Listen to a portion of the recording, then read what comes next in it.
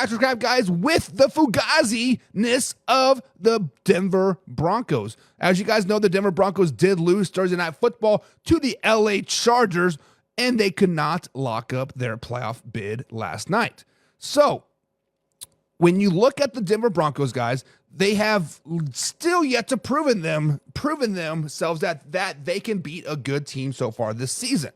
The only good team that they've beaten so far this season is the Tampa Bay Buccaneers, which honestly, that was kind of a fluke. The Blue Flu, Thursday night game, week 3, it was a perfect disaster for the Tampa Bay Buccaneers. So guys, fact or crap, are the Denver Broncos the biggest frauds in the AFC playoff picture? Now, we have the Fugazi hoodies out there, guys, over at manhourradio.com. And Mark D was in our group chat with me and Hoffy today, and he was very upset that his Denver Broncos could miss the playoffs, right? Because the Broncos missed their chance of not only beating a team with a winning record last night, but they missed their chance of locking up their playoff spot. Now, guys, the Denver Broncos have a very, very real chance of missing the playoffs. Let me repeat that for the people in the back. The Denver Broncos, guys, have a very, very real chance of missing the playoffs. If they lose out, meaning they lose the next 2 games that they play, and the Miami Dolphins win the next 3 games that they play, or the Colts or the Bengals, if any one of those teams win out, the Denver Broncos are out of the playoffs. They are out. Now, the Broncos do play the Bengals and the Kansas City Chiefs in their next 2 games. Guys, very, very real chance that they lose the next 2 games. Very, very real chance that they potentially could miss the playoffs. And as I said, right, the Denver Broncos are 1-6 against winning teams so far this season. Their lone win coming to the Tampa Bay Buccaneers back in week 3. Their offense is not very good.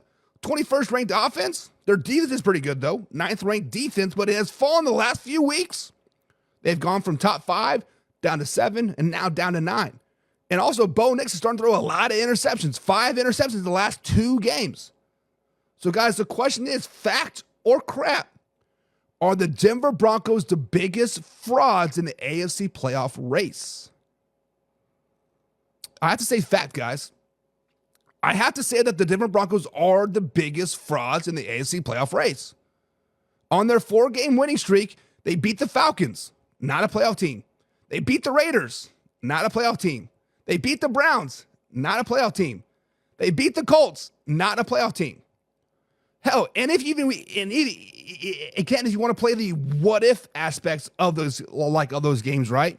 What if the Browns did not play Jameis Winston in that game?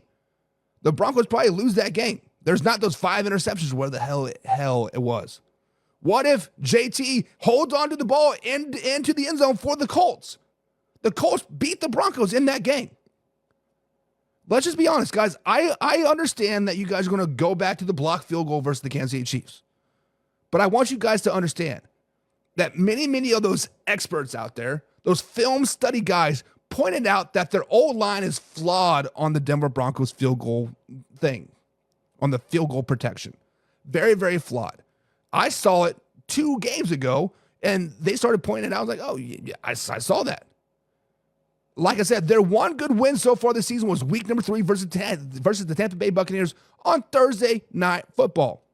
Week 3, after the Tampa Bay Buccaneers played the Detroit Lions. Oh, by the way, do you guys remember the Blue Flu? Yeah, the Buccaneers played the Lions the week before, beat the Lions, and then come back on a Thursday. The Blue Flu is a real deal. Guys, it is a fact. The Denver Broncos are the biggest fugazis, the biggest frauds. The Broncos are just not very good, guys.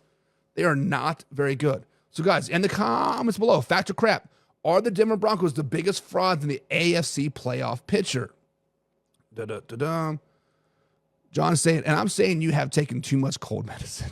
I have. I've been living off of NyQuil the last few days, John. I'm not going to lie. Andrew's Paradise says the greatest Steeler ever is Ed O'Neill. Not wrong. Not wrong. And Fugazi, I love it. Andrew, go to manhourradio.com and get yourself a Fugazi hoodie, man. Let's do it. But John's saying, slow it down, baby. It's crap. It's crap. And then JJJ262 says, fart. I guess you're meaning crap. He's saying fart. I guess he's meaning crap. for the people that are saying crap, why do you guys not think that the Broncos are the biggest frauds in the AFC playoff race? Why not? Right? Why not? Derek is saying fact though. Derek, I agree with you. It is a fact, right? And Derek says, how many division games have they won? I think their only division game that they've won was the Raiders, right? They played the Chiefs week 18. They lost to the Chiefs earlier this season. They got swept by the Chargers. And they beat the Raiders, obviously. And they beat the that's the Chargers one. And did the Broncos? Yeah, the Broncos beat the Raiders twice. So that's their only two division wins is to the Raiders, right? They beat the Raiders 34-18 and then 29-19. So got swept by the Chargers, already lost to the Chiefs. We'll probably get swept by the Chiefs. So there you go.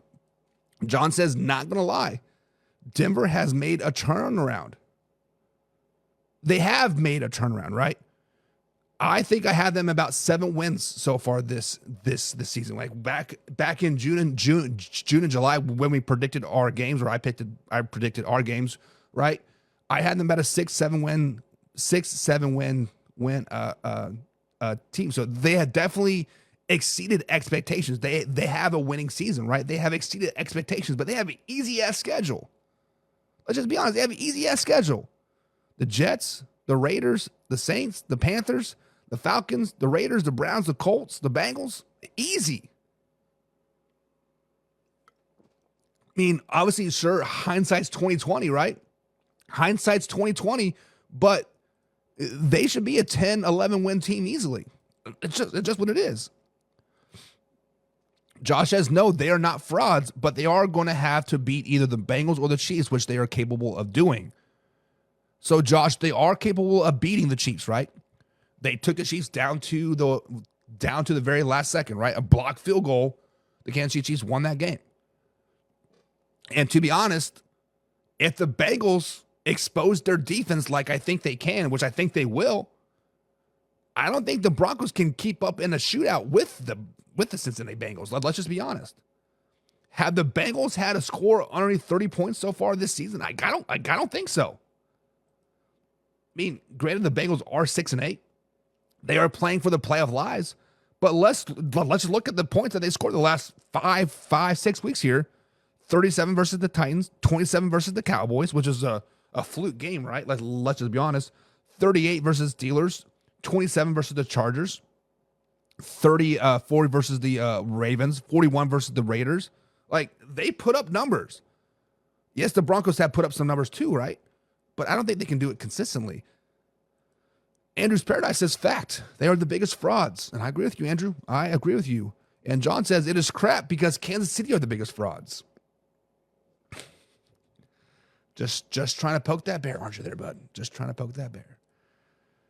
Andrew says, Broncos are going in the right direction, but not anywhere in the playoffs. And honestly, Andrew, you are correct.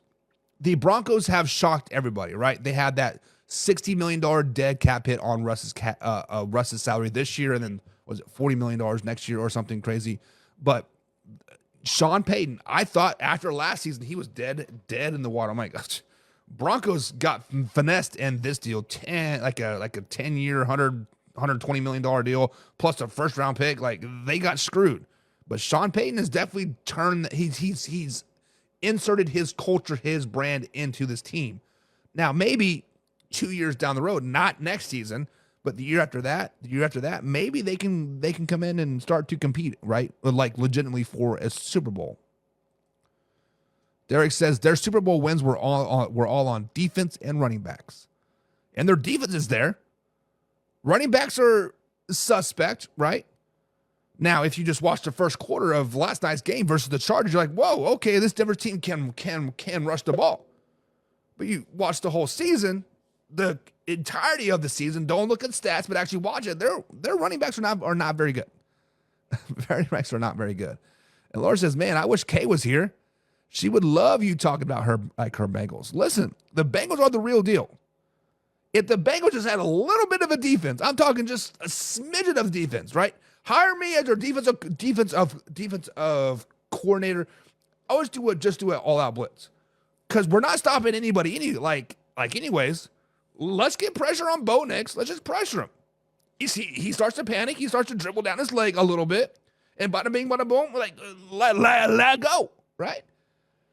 And John says Bo Nix played decent last night. He did play decent in the first quarter, John. Bo Nix put up fairly good stats, right? He put up good stats. But look beyond the stats. Watch the game, John. Sit there and legitimately watch the game. He was, 29 for 40, 263 yards for 2 touchdowns. But that was a lot of that in fourth quarter, like when he started padding those stats. Or it'd be the second quarter, I should say, not the fourth quarter, second quarter. I don't know. I don't think the Broncos are very good. But guys, fact or crap, are the Denver Broncos the most false team in the AFC? I think it is fact. That's fact. Andrew says, hot take alert. He says running back stats are actually old.